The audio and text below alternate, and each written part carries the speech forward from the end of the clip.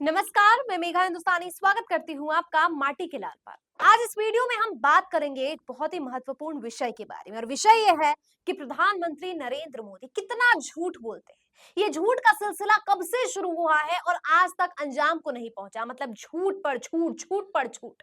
अब देखिए ना, हाल फिलहाल में महाराष्ट्र में रैली में कैसे प्रधानमंत्री नरेंद्र मोदी ने कांग्रेस को लेकर इतना झूठ बोला है कि अब जनता भी सोशल मीडिया पर जो है प्रधानमंत्री को ट्रोल कर रही है और सवाल पूछ रही है कि आखिरकार प्रधानमंत्री इतना झूठ बोलकर क्या कर लेंगे।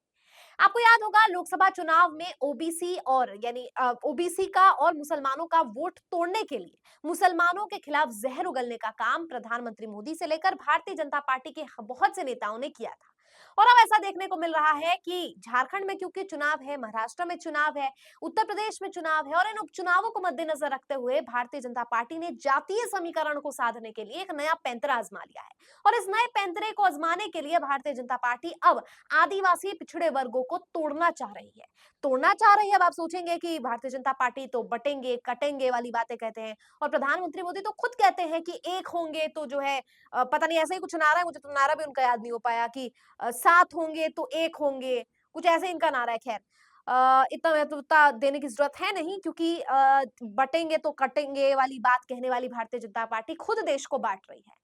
अब मैं आपको बताऊं कि कैसे आदिवासियों को तोड़ने का काम किया जा रहा है। सबसे पहले तो मैं आपको बता दूं कि आदिवासियों और मुसलमानों के बीच में एक दीवार खड़ी करने का काम प्रधानमंत्री नरेंद्र मोदी और भारतीय जनता पार्टी कर रही है। और ये दीवार इसलिए खड़ी की जा रही है ताकि वोट बैंक इस तरीके से बन जाए जिससे झारखंड में भी सरकार बना ली जाए और वही जातीय समीकरण को साधते हुए ब्राह्मणों को, उच्च कुल के जो अगड़ी जाति के लोग हैं, उनके जो है उनका वोट बटोर लिया जाए ताकि उत्तर प्रदेश में सरकार बन जाए। महाराष्ट्र में भी जातीय समीकरण को साधने के लिए मराठा की बात कही जा रही है और मराठियों को जो है इकट्ठा किया जा रहा है ताकि उनकी सरकार बनाने के लिए, यानी बीजेपी की सरकार बनाने के लिए सभी जाति जो है एक हो जाए। अब चाहे वो महाराष्ट्र हो, चाहे झारखंड हो, चाहे उत्तर प्रदेश हो, हिंदुओं को टारगेट करने का काम किया जा रहा है क्योंकि इन तीनों ही राज्यों में हिंदू जो है वो बहुसंख्यक में है। ऐसे में सवाल ये खड़ा उठता है कि जो देश को बांटने वाली भारतीय जनता पार्टी, देश के सौहार्द को बांटने वाली भारतीय जनता पार्टी आज हिंदुओं को इकट्ठा कर रही है, तो क्यों आखिरकार वो हिंदुओं को बटेंगे तो कटेंगे का बात की बात कह रही है। वो ये भी तो कह सकते थे कि हिंदू, मुसलमान, सिख, ईसाई सभी धर्मों को एक जो है गुच्छा बन के रहना है और ये जो छल्ला अगर टूटेगा तो फिर जो है देश बट जाएगा या फिर जो है हम टूट जाएंगे या फिर हम कटेंगे। आखिर ये संदेश जो है वो केवल हिंदुओं को ही एकत्रित और एकजुट करने का काम क्यों किया जा रहा है।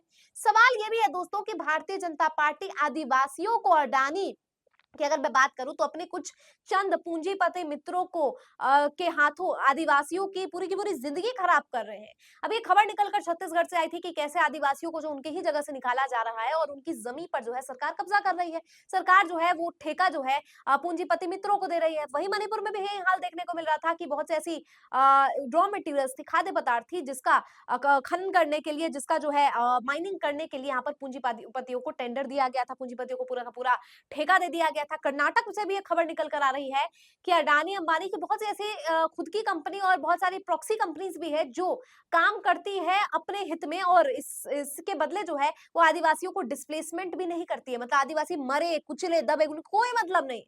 और आज केवल और केवल सरकार बनाने के लिए प्रधानमंत्री मोदी इतना बड़ा झूठ बोल रहे हैं कि वो आदिवासियों के हित में काम करना चाहते हैं। अब प्रधानमंत्री नरेंद्र मोदी ने अपने महाराष्ट्र के भाषण में क्या कहा वो आपको बताती हूँ। प्रधानमंत्री मोदी कहते हैं कि आरक्षण के विरोध में नेहरू जी थे।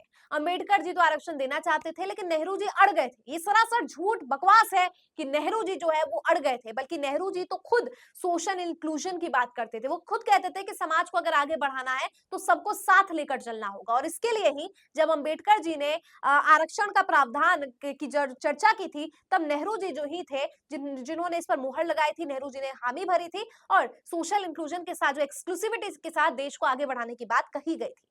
इसके बाद प्रधानमंत्री दूसरा झूठ कहते हैं कि इंदिरा गांधी, राजीव गांधी और खुद मतलब इंदिरा गांधी और इंदिरा गांधी और राजीव गांधी भी आरक्षण के विरोधी थे। अब आपको बता दूं, देश से गरीबी हटाने की बात कौन करता है। इंदिरा गांधी ने गरीबी हटाओ का नारा दिया था और ये गरीबी हटाना इतना आसान तो था नहीं जब देश जो है इतने क्लास, इतने कास्ट, इतने रिलीजन, इतने रीजन में बटा हुआ है। और इसके लिए ही राजीव गांधी से लेकर इंदिरा गांधी ने भी बहुत प्रयत्न किए थे ताकि समाज को एक अच्छा ढांचा दिया जा सके।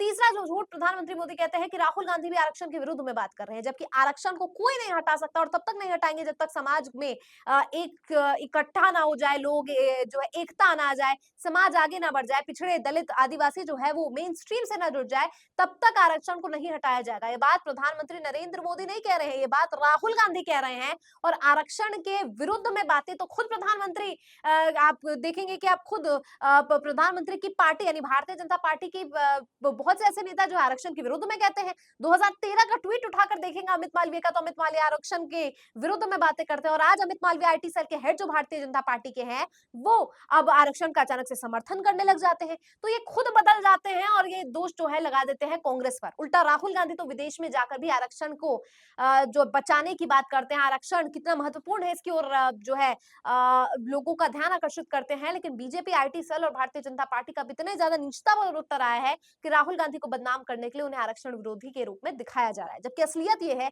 कि चाहे वो नेहरू हो, चाहे वो राजीव गांधी हो, चाहे वो इंदिरा गांधी हो, चाहे वो राहुल गांधी हो, तमाम कांग्रेसी ने हमेशा आरक्षण या यूं कहूं आरक्षण छोड़िए, आप देश के लिए बात की थी, सामाजिक सौहार्द की बात कही थी, सोशल इंक्लूसिविटी की बात कही थी कि देश को आगे बढ़ाना है, समाज में सौहार्द की जरूरत है।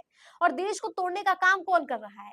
कौन सी पार्टी है जो हमेशा अपना दबदबा दिखाती है, शास्त्र के साथ साथ शस्त्र उठाने के लिए हिंदुओं को उकसाने का काम करती है, अनर्गल बातें करती है, विष फैलाने का काम करती है, डंक मारती है? कौन सी पार्टी के लोग हैं? आप अच्छे से जानते हैं दोस्तों। और ऐसे प्रधानमंत्री मोदी ये बात कह रहे हैं, उनके मुख से इस चीज से शोभा नहीं देती है, क्योंकि आरक्षण के विरोध में कहते हैं कि जाति एक ही है, वो है गरीबी। तो जब ये खुद गरीबी की हिमायत कर रहे हैं कि गरीब एक जाति है और कोई जाति है नहीं, और लोकसभा चुनाव में जब इनको मुक्की खानी पड़ गई तब इनको ऐसा लगता है कि नहीं, अब तो जातीय समीकरण को साधना पड़ेगा, आरएसएस को बुलाना पड़ेगा, तो आप खुद समझ सकते हैं भारतीय जनता पार्टी और प्रधानमंत्री नरेंद्र मोदी कितने ज्यादा प्रेशर में। और ये दबाव बदलते हुए इनकी जो शब्दावली है उससे प्रत्यक्ष तौर पर समझा जा सकता है। क्या लगता है आपको इस खबर पर? प्रधानमंत्री मोदी रैलियों में जो झूठ बोल रहे हैं, इस झूठ को पर्दाफाश करना आज इतना जरूरी बन गया कि पूरा का पूरा वीडियो जो है इसी को समर्पित कर दिया। कमेंट करके बताइए आपकी क्या राय है पूरी वीडियो पर। मुझे दीजिए इजाजत, देखते रहिए माटी के लाल। धन्यवाद।